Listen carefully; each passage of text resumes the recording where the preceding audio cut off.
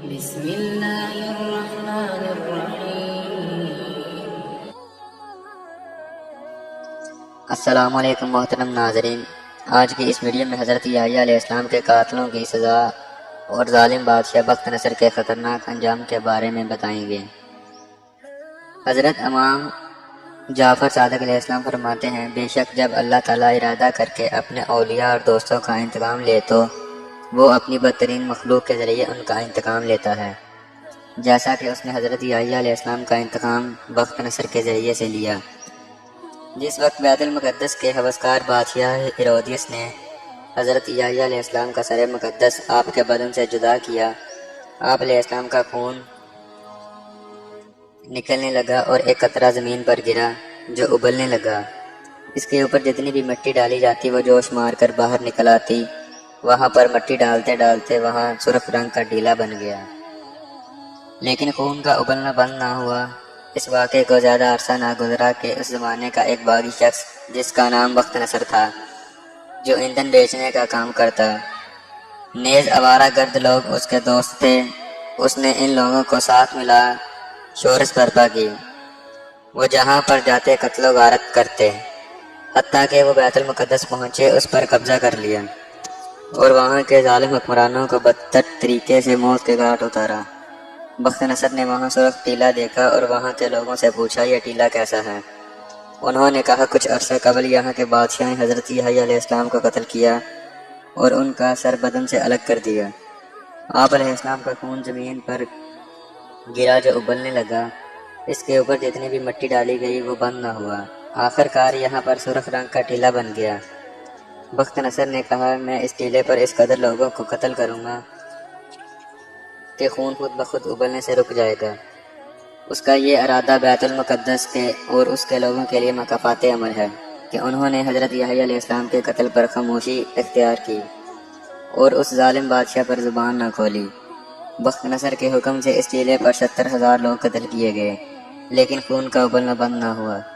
بخت نصر نے پوچھا، کیا اس علاقے میں کوئی شخص باقی بچ گیا ہے؟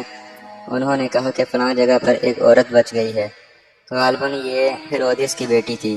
سپاہیوں نے اس کے حکم پر عمل کیا اور اسے لا کر اس ٹیلے پر قتل کر دیا۔ اس کے بعد خون کا ابلنا بند ہو گیا۔ بخت نصر نے شام اور فلسطین کو فتح کرنے کے بعد بابل پہنچا، وہاں پر ایک شہر آباد کیا اور ایک کنواں کھودا۔ اس کے بعد پیغمبر دانیال کو گرفتار کر کے اس کنویں میں ڈالا۔ ایک شیرنی بھی اس کنویں میں ڈالی گئی تاکہ وہ اسے پھاڑ کھائے۔ وہ شیرنی اس کنویں کی گیلی مٹی کھاتی رہی اور حضرت دانیال کو اپنا دودھ پلاتی رہی۔ ایک مدت کے بعد اللہ تعالیٰ نے ایک پیغمبر پر وحی نازل کی کہ فلاں کنویں تک جائیں اور دانیال تک کھانا پہنچائیں۔ وہ پیغمبر کنویں پر آئے اور آواز دی، اے دانیال! تو حضرت دانیال نے آواز دی، ہاں میں بہت دور سے آواز سن رہا ہوں۔ اس پیغمبر نے کہا، اے دانیال، آپ کے خدا نے آپ پر سلام بھیجا ہے اور آپ کے لیے کھانے پینے کا بندوبست کیا ہے۔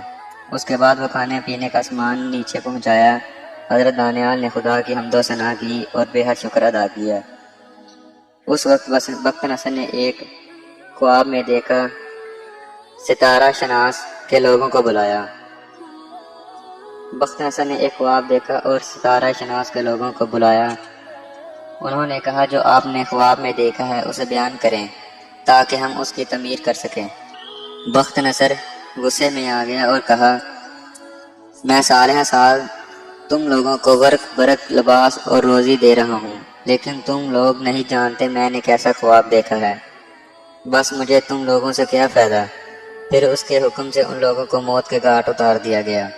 اس دوران وہاں پر موجود افراد میں سے کسی نے کہا، اگر تم کسی ایسے شخص کی تلاش میں ہو جس کے پاس علم و مصروفیت ہو اور وہ فقط اس شخص کے پاس ہے جس کو تم نے کنویں میں ڈال رکھا ہے، وہ اور ایک شیرنی وہاں پر چھوڑی ہے تاکہ وہ اسے کھا جائے، لیکن شیرنی نے اسے نقصان نہیں پہنچایا بلکہ اسے دودھ پلاتی ہے۔ اور اس نے حضرت دانیال کو بلایا اور ان سے پوچھا، میں نے خواب میں جو دیکھا ہے کیا آپ بتا سکتے ہیں؟ آپ علیہ السلام نے فرمایا، تو نے دیکھا کہ تیرا سر لوہے کا، پاؤں تانبے کے اور سینہ سونے کا ہو گیا ہے۔ بخت نصر نے کہا، ہاں خواب تو یہی ہے، میں اس کی تعمیر جاننا چاہتا ہوں۔ حضرت دانیال نے فرمایا کہ ایک ایرانی انسان جو غلام ہے تجھے 3 دن بعد قتل کر دے گا۔ بخت نصر نے کہا میرے پاس 7 قلعے ہیں اور ہر قلعے کے دروازے پر کئی محافظ کھڑے ہیں، اس کے علاوہ ہر گیٹ پر ایک مرغابی ہے جو نئے آنے والے شخص پر چلاتی ہے اور سپاہی اسے گرفتار کر لیتے ہیں۔ حضرت دانیال نے کہا جیسے میں نے کہا ہے ضرور ایسے ہی ہوگا۔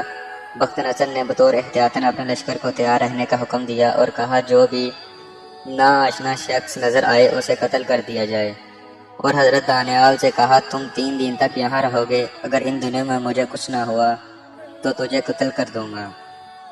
حضرت دانیال کو وہاں قید کر لیا گیا۔ پہلا اور دوسرا دن سلامتی سے گزر گیا، اور جب تیسرا دن آیا تو بخت نصر کا دل اپنے محل میں تنگ آ گیا۔ اس نے ارادہ کیا کہ تھوڑی دیر تک چلے پھرے اور تازہ ہوا کھانے کے بعد محل میں لوٹ آئے۔ اس طرح تیسرا دن بھی سلامتی سے گزر گیا۔ جب وہ اپنے محل سے باہر آیا تو اس کی ایک ایرانی جوان سے ملاقات ہوئی جس کو اس نے اپنا بیٹا بنایا ہوا تھا، لیکن اس کو معلوم نہ تھا کہ یہ ایرانی ہے۔ اس کے ہاتھ میں اپنی تلوار دی اور کہا میرے بیٹے ہوشیار رہنا کہ محل میں کوئی بھی داخل نہ ہو، اور اگر کوئی داخل ہونے کی کوشش کرے تو اسے قتل کر دو، خواہ میں ہی کیوں نہ ہوں۔ اس نے تلوار اپنے ہاتھ میں تھامی اور تھوڑی دیر بعد بخت نصر